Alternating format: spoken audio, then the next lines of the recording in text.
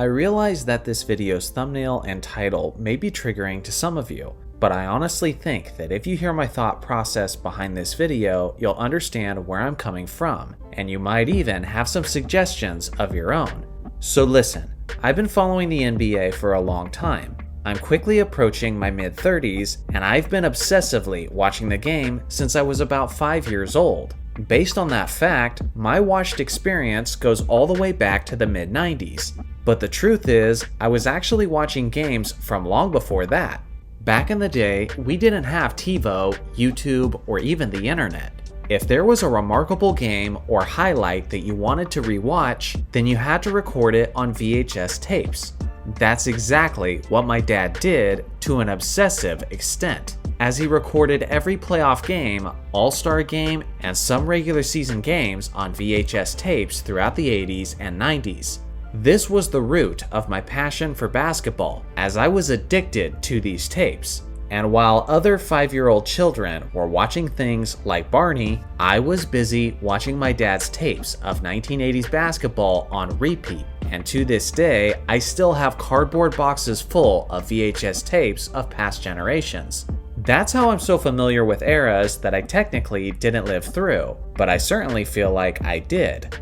All this goes to say, I've seen a lot of NBA basketball throughout the years, and I've witnessed the narratives and perceptions change about players as time has gone on.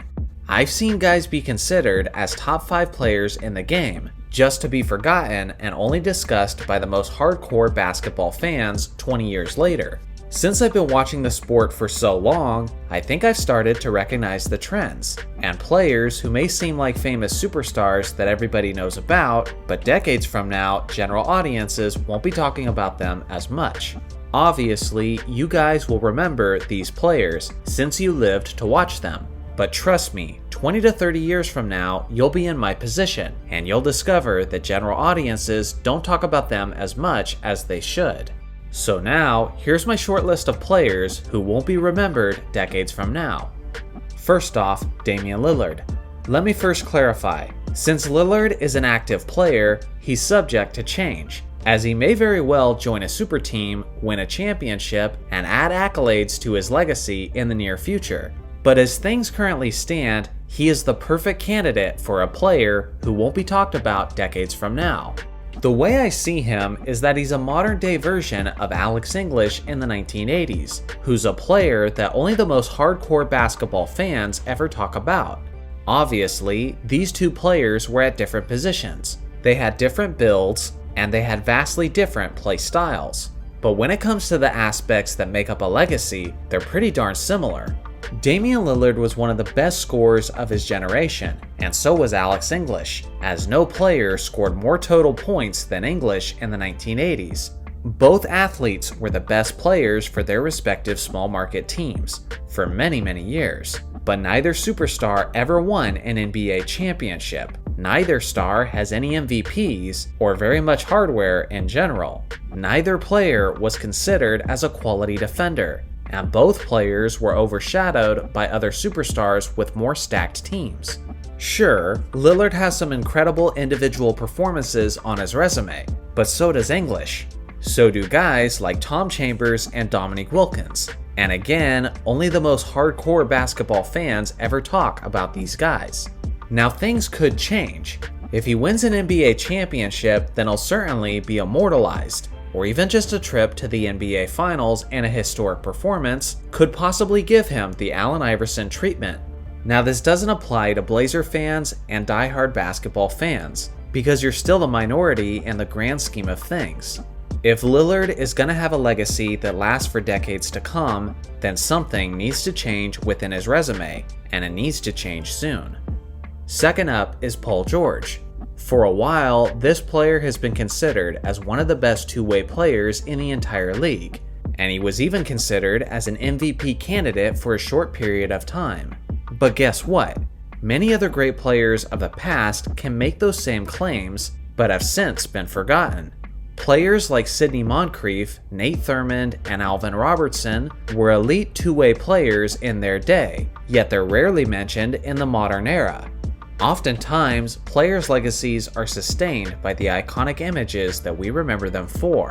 Without a single NBA Finals appearance, and with such a poor track record in game-winning situations, unfortunately, George won't have many iconic highlights that will stand the test of time. Think about it. Consider your favorite legend from the NBA's past and picture one iconic highlight that you remember from their career. When did it take place, and what was the situation? Without the gravity of the moment, even great players can appear as basic stats when enough time has passed. Also, I hate to be this brutal, but I would argue that from a legacy standpoint, the most memorable aspect of George's career was his Pandemic P nickname, based on his lackluster performance in the 2020 postseason. 20 years from now, people probably won't be talking about that, but the image of him clanking the side of the backboard is certainly ingrained in my memory. I'm not trying to be harsh, I'm trying to be honest. Legends are remembered mostly for three things: rings, records, and moments.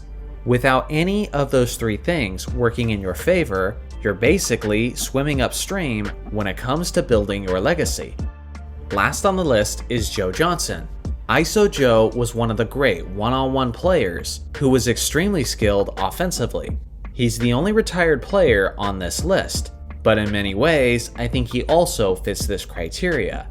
He had a lot of quality traits that should be remembered. For one, he was incredibly difficult to stop in his prime, averaging as high as 25 points per game in 2007. What I personally appreciate about him is how he was one of the most clutch shot makers in the history of the game, and I say that with zero hesitation.